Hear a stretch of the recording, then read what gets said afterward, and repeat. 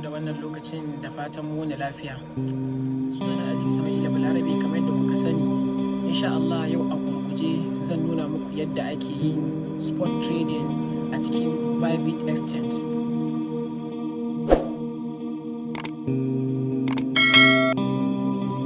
To kamar yadda kuke gani idan kuka shigo a cikin Bybit Exchange naku shi ma yadda za ku yi spot trading a cikin sauki, sannan kuma ku yi analysis na coins ku gane yana da yawa ko baya da yawa, sai ku je ku saya idan ya dan tashi sai ku sayar.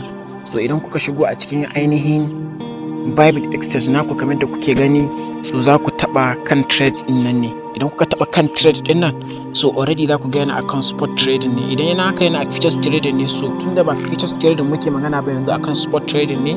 Kuma spot trading abu ne wanda koda baka karanci wato ainihin trade din ba za ka iya spot trading idan dai ka je ka iya analysis yadda zaka gane coins suna da yawa ko kuma baya da yawa, kuma yadda zaka gane total supply din coins bai da yawa, bare ka sai kai holding idan ya tashi na kwana ɗaya kwana biyu sati ɗaya ka sayar. Ina fatar an fahimta. So za ku taba kan shi ainihin spot trading ne.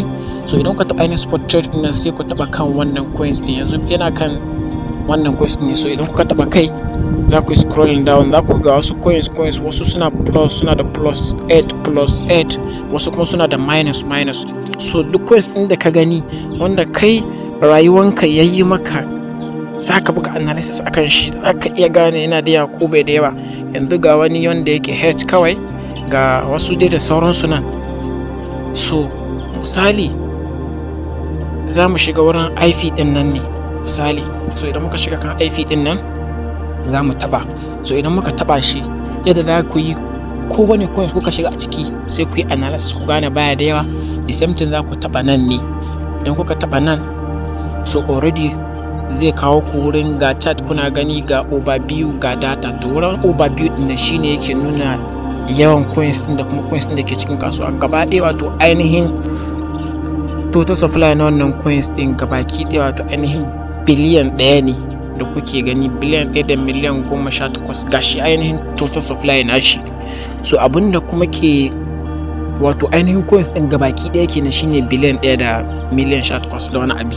So abinda shi kuma yake circulating supply, wato abinda yake yawo wanda a buɗe cikin coins din, so shine kwara miliyan 331. Da kun ji an ce ma abu total supply, yawan coins din gabaki ɗaya shine ake magana total supply. Idan kuma aka ce circulating supply, so cikin wannan yawan coins din to abin da yake yawo a kasuwa, so kwara miliyan 331 shine yake yawo.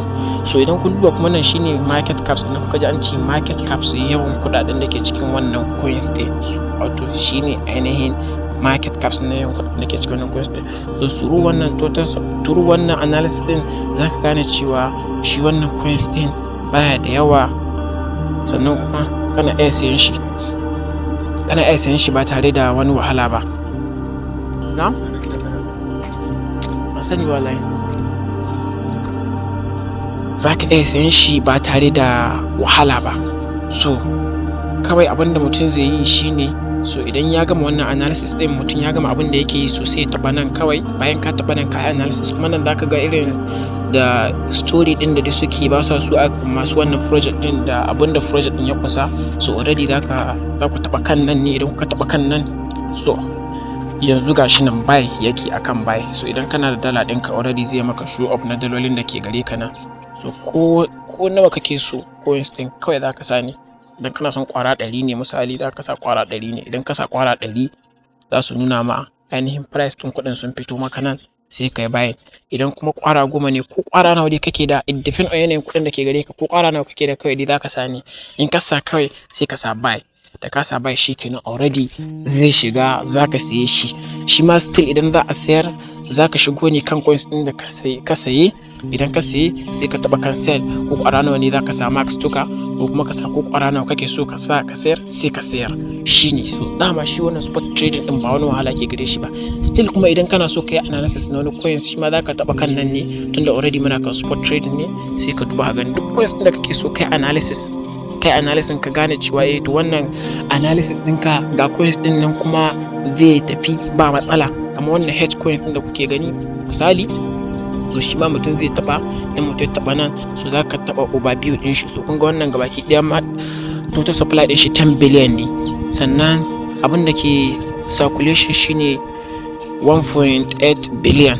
So kun gani ga market cap nashi nan, so shine so haka ba wani wahala a cikin shi wannan ainihin spot trading ɗin. Kuma spot trading abu ne wanda ana samu alkhairi gaskiya sosai, tunda zaka sayi coins ne, yana da features mai kyau musamman idan aka yi listing sabon coins.